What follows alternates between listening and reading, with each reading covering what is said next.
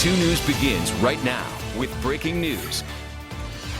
We begin at 5 with breaking news. New information about yesterday's deadly plane crash near Owasso. Family and friends tell 2 News the victim is Dr. Perry Inhofe. He's the son of Senator Jim Inhofe. A National Transportation Safety Board news conference is set to begin at any minute at the crash site. We will bring you that news conference just as soon as it starts. Meantime, 2 News anchor Max Resnick is there live with more details about that crash. Max? Russ and Karen, good evening. These are developments that we've been following throughout the day, starting on 2 News today this morning. Obviously, a breaking news event that happened yesterday after 5 o'clock, or shortly before 4 o'clock. And as you just said, Perry Inhofe, Dr. Perry Inhofe is the man who died in this plane crash yesterday. The NTSB is getting ready to hold a press conference right now. Now, they've said that they will let local law enforcement determine who that person is who died in that crash, but we were able to confirm that through a family member today. Now, Dr. Perry Inhofe specialized in orthopedics and hand surgery. He graduated from medical school in the late 1980s, and as you said, he's the son of Senator James Inhofe, who himself had about 11,000 hours of flying. And in fact, the NTSB press conference is beginning now. We want to go ahead and take you live right now. I appreciate all your patience. I know you folks have been waiting for several hours to have an opportunity to talk with us. First, I'd like to introduce myself. My name is Aaron Sauer. I'm an air safety investigator with the National Transportation Safety Board out of the Central Region. And to my left here, I'd like to have Captain Brown introduce himself. I'm Captain George Brown, spokesperson for the Oklahoma Highway Patrol. Thank you, Captain. Well, to begin, what I'd like to say is offer our condolences to the family and friends and those who knew the individual who was on board the airplane that experienced an accident yesterday. I also want to extend our greatest appreciation to the local authorities, including the Oklahoma State Patrol, the Owasso Fire Department, police, that have offered their services since the time they were notified of the accident. We've had countless resources and manpower already invested into taking care of extinguishing the fire that did occur after the accident happened, in addition to providing security for us until we were able to get here on scene. So I truly appreciate the support of everybody from the local community that's been involved. To begin, what I'd like to do is brief you on what we do know in regards to the accident at this point in time. Yesterday, on November 10th, approximately 3:45 local time, we had a Mitsubishi MU-2 aircraft impact wooded terrain just east of the end of 98th Street here in Owasso, Oklahoma. The airplane had departed approximately 3 o'clock local time out of Salina, Kansas. There was one person on board who was fatally injured. At this point in time, we are still trying to establish the registered owner of the aircraft. We are working with local authorities as well as the FAA, the Federal Aviation Administration, to establish some of that information. Myself, I arrived on scene this afternoon. I've had 2 colleagues of mine that were able to get into Tulsa last night. They have been providing support to the investigation since they arrived last night, and I want to extend my appreciation to my colleagues as well. We've had great support from the Federal Aviation Administration, Mitsubishi, who represents the airframe manufacturer, Honeywell Engines, who represents the engine manufacturer. In addition, we did again have one person on board that was fatally injured. At this point in time, identification of that individual has still not been determined. So at this point, we are not able to release the name of the individual on board. When positive identification is made known, the local law enforcement will be going ahead and releasing that information. What we can tell you at this point in time is we have several witnesses that did observe the aircraft during its flight path and subsequent descent from altitude.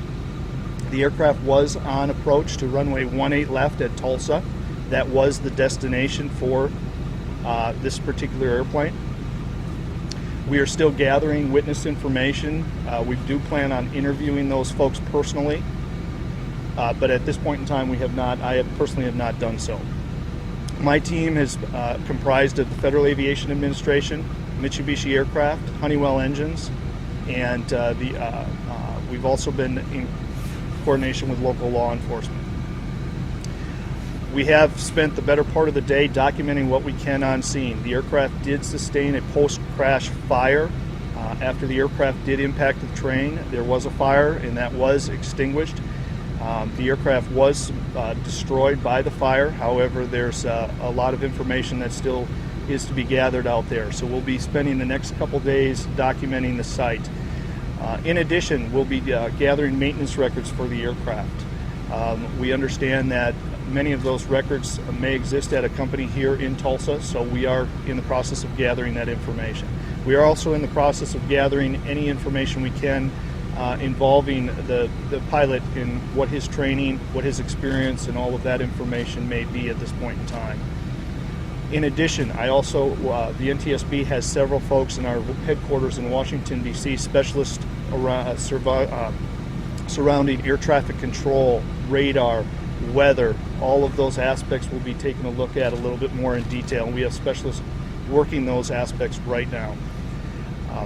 The NTSB, we conduct our investigations by investigating man, machine, and environment. The man being the pilot, what is his training, what is his experience, what is his background, the machine being the aircraft, what is its history, what is the maintenance, and so forth, and then the environment, the weather conditions.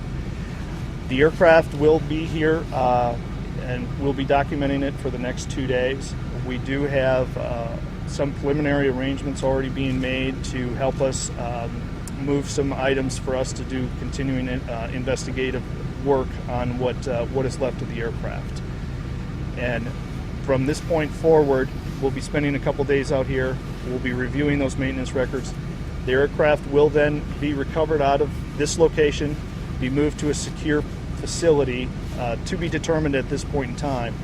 But that'll be stored at that facility where continuing investigative work will be done as needed.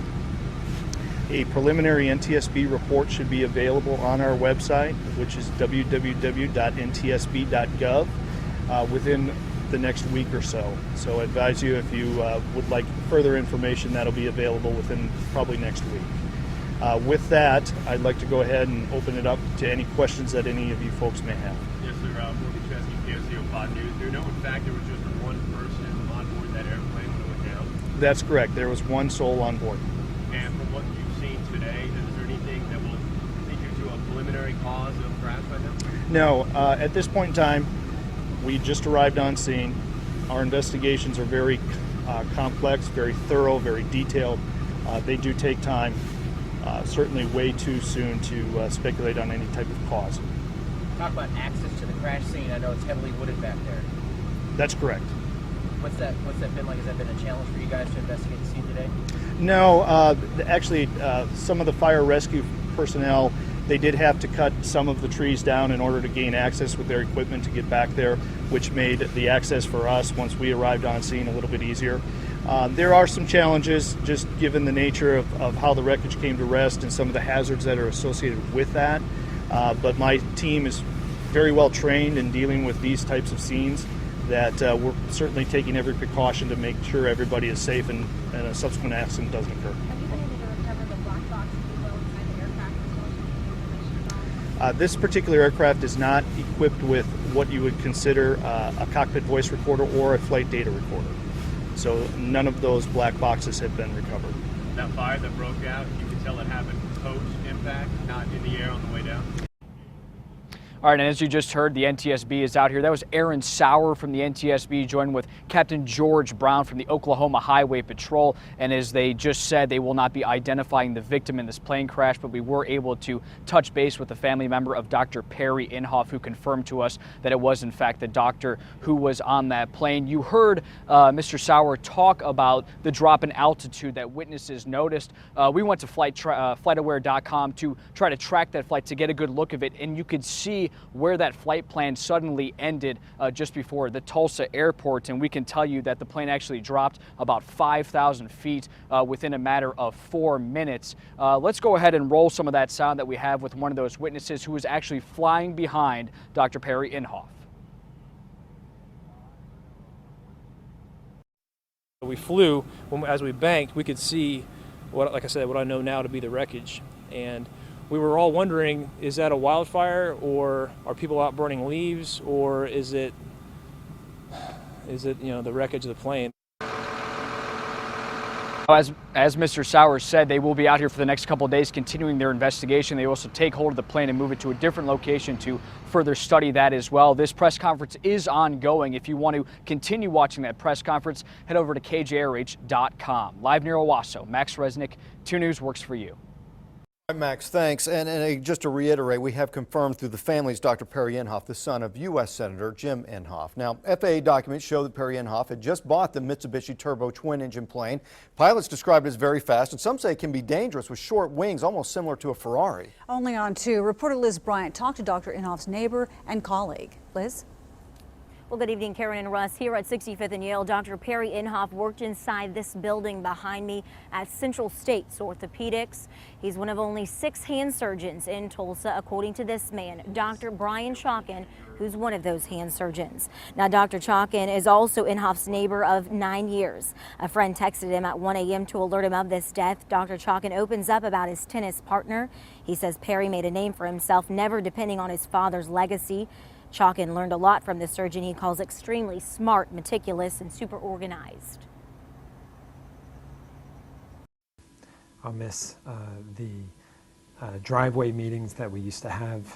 He was probably the best neighbor anyone could ask for, and I looked for him when he would go running so I could just talk to him in the driveway, because he was that type of person, someone very private, but when you got to speak to him, very special.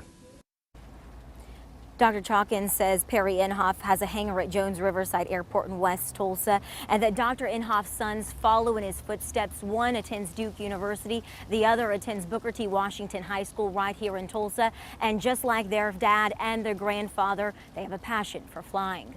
We'll have new information here at 6. Liz Bryant, 2 News works for you. Liz. Thank you, Liz. The Inhofes, of course, known for 3 generations of them pilots. Stay with us. We'll certainly continue to follow this crash. And our coverage continues at 6 and 10, as well as online right now. You can go to KJRH.com. We'll have updates there as well. And happening right now, Green